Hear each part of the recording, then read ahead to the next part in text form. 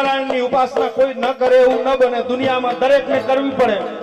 દુનિયા છે એ સૂર્ય, કારણ કે પ્રત્યક્ષ દેવ જેમ કહ્યું એમ.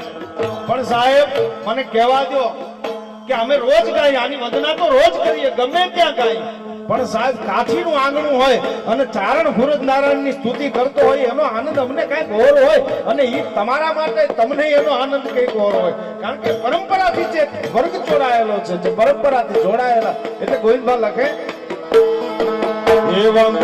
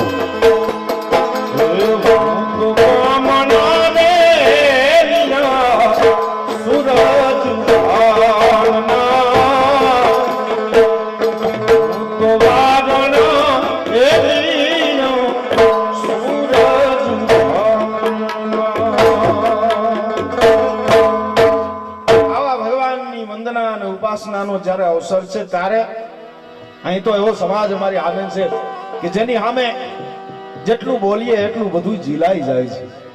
જે એક વાતને ઝીલી જાણે છે, કે શબ્દના મૂલ્યો કરી જાણે છે, અને એને કાયમને માટે થઈ એના પરંપરાને જીવાડી છે. ત્યારે એક નાનકડી એવી કવિતા દાદ બાપુની કહી, અને એની હારે હારે મારે થોડીક તમારી સામે વાતો કરવી. આ કાર્યક્રમ એવી મર્યાદાનો કાર્યક્રમ છે. ડાયરા રોજ થાય, બોલનારા રોજ બોલે છે, ગાનારા રોજ ગાય છે, સાંભળનારા રોજ સાંભળે છે. પણ સાહેબ મને કહેવા દો, અમુક જ વર્ગને બોલતા આવડે છે અને અમુક જ વર્ગને સાંભળતા આવડે છે. બધાને સાંભળતા નથી આવડતું અને બધાને બોલતા નથી આવડતું. કારણ કે બે વાતનું માણસના જીવનમાં ગૌરવ હોય છે.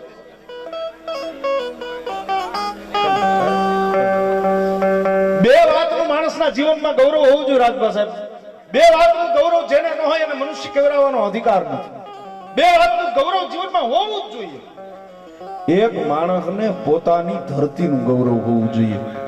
જે ભૂમિ ઉપર જન્મ્યો છે એ ભૂમિનું જેને ગૌરવ ન હોય એને પછી માણસ કહેવાનો અધિકાર નથી.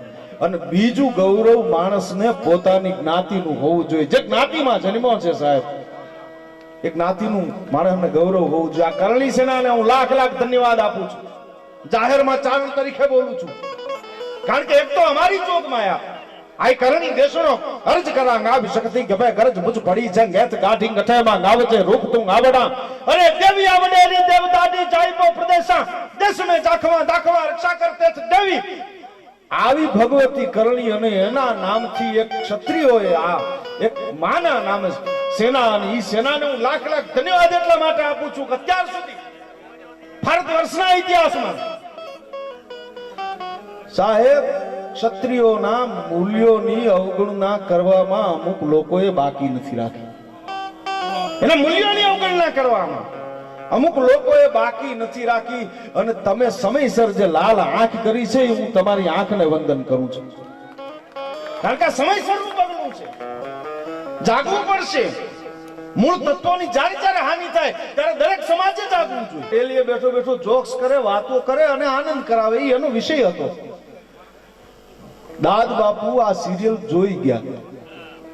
હવે ડેલી અને ડેલી હારે અમે અમારા તો ડેલી હારે અમારી પરંપરા જોડાયેલી, એટલે ડેલી ની આ ઘટનાને જોઈ એટલે ચારણનો જીવ રહી ન શકે. એટલે દાદ બાપુએ કવિતા લખી, મારે અહીંયા મંચ ઉપરથી કદાચ પહેલી જ વાર બોલું છું, આપની સામે રજૂ કરવી છે કે લોહી પીધું નથી, લોહી દીધું છે બાપુની ડેલીએ. લોહી પીધું નથી, લોહી દીધું છે બાપુની ડેલીએ, અને ઘણું નોંધ્યા જેવું કીધું છે બાપુની ડેલીએ. જગતને નોંધ લેવી પડે એવી ઘણી વાતો ઈ ડેલીઓએ કરી છે. ઘણું નોંધા જેવું કીધું છે બાપુની ડેલીએ. અને હવે સાંભળજો, તમારા કપલામાં ક્યાં વિગોય હતી. અમુકના નામ નહોતા. તમારા કપલામાં ક્યાં વિગોય હતી. અરે તમારું હાથ બારમાં નામ કીધું જ છે બાપુની ડેલીએ.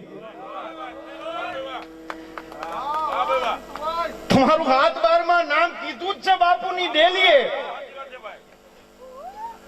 અને તમે તો રાત દિન ઘોર્યા રહેતા. તમે તો રાત દિન ઘોર્યા રહેતા. અરે તમારું રાત દી રખોપું કીધું છે બાપુની ડેલીએ. એને રખોપા કર્યા છે, કેમ ભૂલી જાવ છો? કહે દાદ ડેલીને આમ ના વગોવો. કહે દાદ ડેલીને આમ ના વગોવો. ઘણું કીધા જેવું કીધું છે બાપુની ડેલીએ. આ જગતને એની નોંધ લેવી પડે. ઇતિહાસને એની નોંધ લેવી પડે. વિદ્વાનો એમ કહે છે કે જે માણસો, જે સમાજ પોતાની પરંપરા અને પોતાના સમાજમાં જન્મેલા મહાપુરુષોની ઇજ્જત નહીં કરે, એ સમાજનો કોઈ દી વિકાસ નહીં થાય. ભલા માણસ, સમાજને તમારે એના વીરત્વને, એની શૌર્યતાને, એની ખાનદાનીને, એની ખુમારીને આ જગતે કાયમને માટે નિભાવવી પડશે, જોવી પડશે. અને એનું જ્યારે જ્યારે હનન થાય ત્યારે આ સમાજ લાલ આંખ કરે તો એમાં કાંઈ ખોટું નથી. ભલામાં એનું હનન ન થવું જોઈએ, ક્યારેય ન થવું જોઈએ. એવો વર્ગ જ્યારે અમારી આમે બોલવા બેસીએ તો ઘણું બોલાય, પણ આ રાજપૂત ડાયરો, ક્ષત્રિય ડાયરો, મામા ડાયરો એ બધા મળ્યા હોય એટલે એક વીર યોદ્ધાને યાદ કરી અને થોડાક શબ્દોમાં મારે આનંદ કરવો છે તમારી સામે. કે ક્ષત્રિયનો દીકરો જ્યારે યુદ્ધે ચડે, અહીંથી સભાગૃહની હમણાં રમઝટ થઈ, એક થોડીક શાંતિ આ બાજુ હું ઈચ્છું છું, કારણ કે મારે વાતો કરવી છે. એટલા માટે અમારું ધ્યાન ત્યાં આમ થોડુંક નથી બરાબર રીતે, એટલે આપ થોડીક શાંતિ ત્યાંથી રાખજો. હું આ જાહેરાત આપની કરવાની છે ને. હા, એક લઈ લો હાલ. અત્યારે લઈ લઉં કે કડીક રહી? ભલે ભલે. એટલે એવો એક વીર યોદ્ધા કે જેને રામાયણમાં મહાત્મા તુલસીદાસજી એમ કહે છે કે રઘુવર કીર્તિ વિમલ પતાકા તો દંડ સમાન ભયવું જસ જાકા. ભગવાન રામની કીર્તિની ધજા જે ફરકી રહી છે એને ફરકાવનારો દંડ જો કોઈ હોય તો એ લક્ષ્મણ છે. કારણ કે વીર યોદ્ધા છે, સહન નથી કરી શકતો. એને જ્યારે જ્યારે સામે પડકારો થાય છે, એમાં મેઘનાથે એક પડકારો કર્યો. શું કીધું?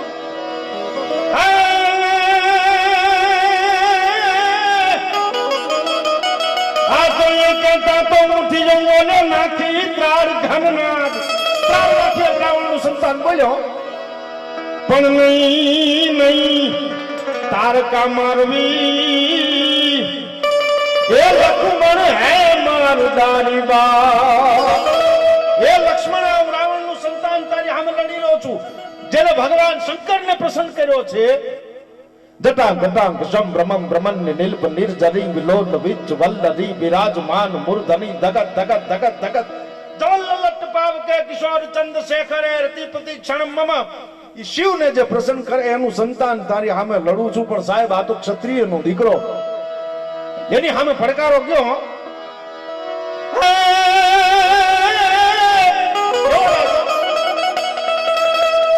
કે મેં કહેતા તો મુઠીઓ નાખી તાર ઘરના નૈયા તારકા મારવિયા તો હે મરદારી બાત. પણ દાબી પૂછતા દાજીઓ જેમ કોઈએ સંછેડ્યો હોય મણધર શેષ. દાબી પૂછતા તો દાજીઓ અને જો કોઈએ સંછેડ્યો મણધર શેષ. એમ આગું જરતો ઉઠી જો. અરે આ તો લાંઘણીઓ લખણેશ. મેઘનાથની આમે યુદ્ધે ચડ્યો, પણ કેવો લાગે કે હું ઉઠી જાઉં કમર પૈત કસ કસી લક્ષ્મણ ને જરગાંગો કસી બોલ્યો મુક્તિ જાય જય રામ. ઉઠી જાઉં કમર પૈત કસ કસી લક્ષ્મણ ને જરગાંગો કસી બોલ્યો મુક્તિ જાય જય રામ. હસ્તનામ કહી ગાનામ હલે જા હલે જા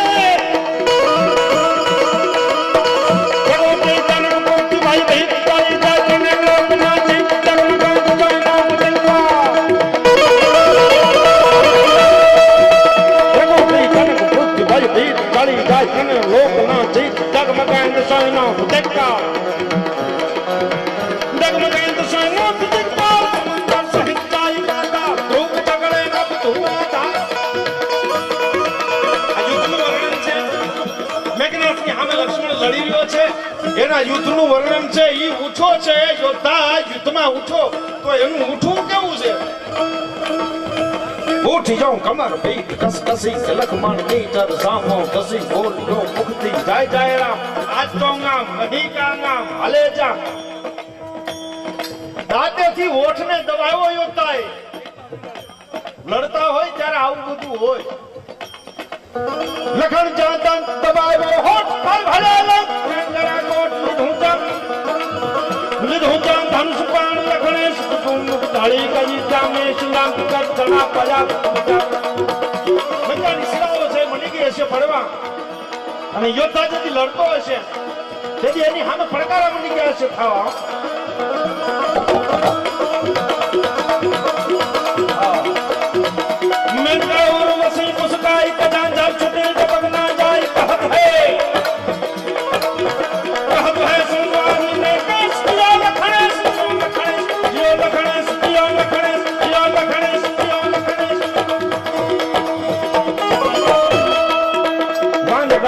डाल नहीं टोच सुकाना गला न पड़िया सोस कनु सुगली गाज हरकाज बरड़वा लागो राम नो भाई